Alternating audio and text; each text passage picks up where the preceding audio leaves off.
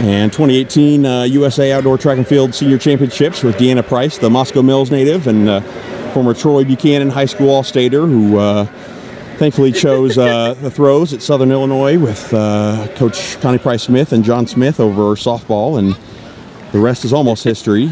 She learns to throw the hammer, and a couple NCAA titles and a bunch of USA teams later. She 2015 World Champs team member, 2016 Olympics 8th placer, 2017 World Champs 9th placer. June 6th, 3 weeks ago, sets the American record, breaking Gwen Berry, fellow St. Louis area native, her American record. 6 days later, Gwen Berry gets it back on Deanna's birthday to ruin her birthday. And then yesterday, Deanna takes it back with a 78-meter toss, 256.3, I think. Yep. It's been, probably, what, 15, 16, 17 hours since. Tell me what you're thinking and feeling. I'm feeling good. You know, honestly, everything felt pretty good, unison, really working on everything that I'm doing and the ability. My whole key this year is being very connected. Lost about 45 pounds since last year, just trying to really build the strength and just staying a more compact form. You know, I was seeing, you know, Maggie Ewan, Gwen Berry, Brooke Anderson, they're more compact forms, and they were throwing 74 meters, high 70s, and to me I was like, hey, you know, I was like, I feel like I'm missing something, and Coach Lambert and I both discussed it, and you know, he put me on a regimen to keep my strength. So I'm actually stronger than when I was 265 pounds. Right. I'm now stronger and more compact, and things are going well. I think that's helped your speed in the ring? Oh, hands down, yeah. It's made me a lot faster. My core, we do abs every single night. You know, he keeps an eye, like I won't have a cheat day. I have one cheat meal, one cheat item. See. So I don't, you know. Pretty strict. Yeah, I stay strict, you know, it's a 90-10 rule, you know, 90, you gotta be good 90% of the time, that 10% is when I can kind of be a little lenient. Well, take me back to June 2nd, I think, was Chicagoland Throwers Meet, and tell me about that American record. Ironwood. We were not expected, I was not expecting to do anything that day. I remember I showed up, it was, I was just starting to get ready to kind of peek out for this meet, and I got in there, and my first throw was a foul, and it went out the left sector, but it was around 78 meters out the left side, and I was like, what? I was like, what? I was like, that was, at the time I didn't know how far it was, I was like, that felt pretty good. Right. And then, you know, by the second throw, I timed it up, and it went 77.65. And I was like, oh, okay. Right. And then I had a really good series around 75, 75, and 75, and then a 74. And then I backed it up then with another 77.11. And then, you know, to me, it was just kind of flabbergasting because I just wasn't feeling it. I was like, oh gosh, it just kind of happened. Right. You know, my numbers, they were indicating good things, and it just kind of popped up there. And then obviously that was, I'm sure, a huge career milestone achievement to have. And then tell me, what's it like 6 days later? And Gwen takes it back. It was hard. You know, records are meant to be broken. Sure. You know, but it took me about, I had about 30 minutes. I was a little upset because it was my birthday. Yeah. You know, I was a little highly emotional at the time.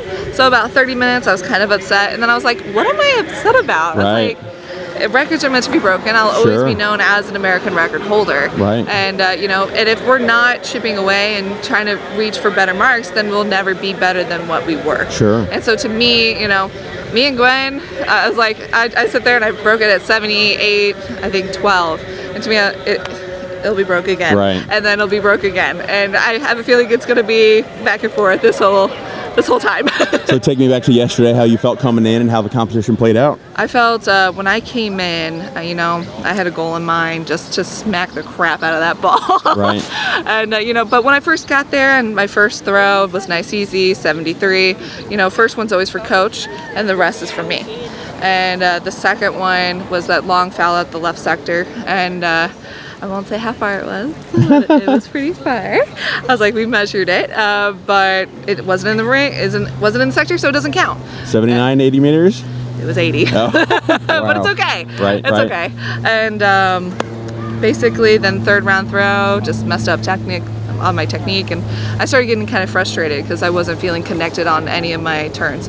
So luckily enough, you know, we had some people who came from first flight to second, so I got to reset. So Sure. I took a couple extra throws, try to get everything going, and once I did, when I felt a good right arm connect throw, I was like, now I know. Right. Like I know. And then next throw was 76, and then after that, my fifth round throw, I got in there and I connected and I smacked it, and I feel so weird because I never like fist bump. Right. That, like it was to me it was like I was kind of like punching it, just get out there. Right.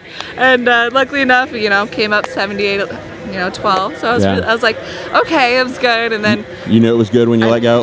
I knew it was a good throw. I didn't know how good, but I knew it was good. Yeah. It seemed like you were excited and celebrated, but you knew the competition wasn't over. Wasn't over yet. And then after your last throw, obviously you did already won, and then the kind of emotions kind of hit you. Walk me about just how those last two, throws and those last 10 minutes of competition. On that last throw, after I finished and I stepped out of the ring, it kind of hit me that, everything that I've done, and everything that people have done for me means everything. Sure. So to know that, all the pain that I've gone through, all the injuries, everything, this is my first USA outdoor title.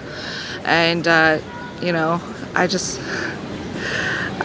was just so flabbergasted. And so just couldn't believe that moment that whenever I was Sure. U.S. champion in that women's hammer, and and having the American record and fourth best performer all time in the world history. It just kind of like blew my mind a little bit. And my mom was there, my whole family came. Tell me, what, about 10, 12 people? I had about 15. Wow. 15, because it's always on the West Coast. Sure, the East close Coast, to home this time, and then right? now, Mom and Dad were like, it's only a 7-hour drive. Lincoln County's right up down the like, road, we're coming right? right here.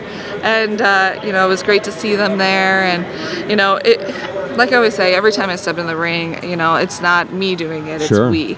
Because every person that I come in contact with, every person who I've ever met has impacted me in a certain way. Sure. And it's made me who I am. So that's why I always say that it wasn't that I want it, it's that we want it. Sure. And that we did this together.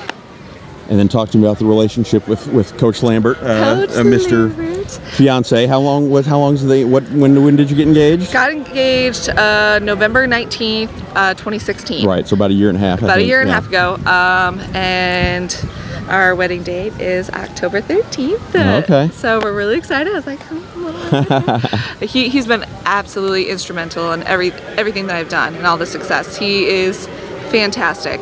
He has made me the best athlete that I can be. He's put me into new levels. I never thought coaching could get so in depth, but he's made it as like, it's how you eat, it's how you sleep, it's what you do the next day. Right. He's like, it's every little thing that you do, this is what counts for the next time. He's like, having that one thing of ice cream, is that worth doing this exercise? Like you have to balance it out. And he's fantastic. I've never had, I owe everything to John and Connie, but JC, to me, we have that personal connection anyway, and it's hard. Yeah, what's that like, being, coach 1 minute and then fiance in the next minute? You have to separate it. Yeah. If you don't, it's not going to work. So there's no upset feelings. Everything at practice stays at practice, and then everything at practice stays at practice. He is Coach Lambert. When we're out there, people, I'll be like, hey, Coach Lambert, what do you want me to do? Yeah. And they're like, you call him Coach Lambert? I was like, right now he is coach. Right. And so he's great, and we work really well together, and he's my best friend, and I wouldn't be where I am without him. And has he hung up the competition shoes? Is he? I try to get him to come back, Yeah. but he says that, he's like, my dream was to make it to the Olympics. That's what he said. And he goes, and you made my dream come true because I get to come with you. And I was like, of course, crying, bawling my eyes out, and And I have something special. I have a really great guy. And last two questions: what did you ever dream? Could this ever have been a dream of yours as a, not even just as a girl, but even as a high school All-Stater, or even a college or USATF Junior All-American? Would these dreams even have been possible? No. Yeah. Honestly, I just remember thinking that, hey, I'm athletic. Yeah. But I was never great. I was good. Sure. I just worked hard. Yeah. And to me, I've just been working my butt off, and then now I just feel like things are working well. Yeah. But like I said, it's that day. It's who comes that day, who's ready to go. If I'm connected, it's on. If I'm not, you know, like I say, if I throw 74 meters and I'm connected, I'm going to be happy. Right.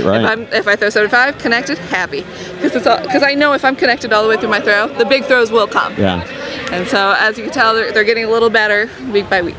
And then lastly, what's the rest of the summer and the season look like?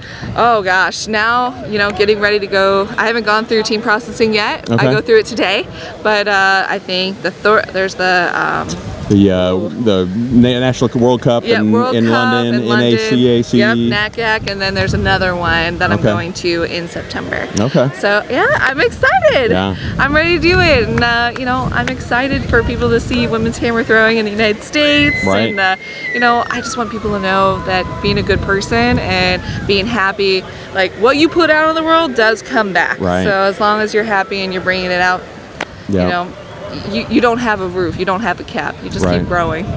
Well, you and Gwen and the other ladies put on the show for us. We sure appreciate it, and thanks for the time, Deanna. I appreciate it. All right.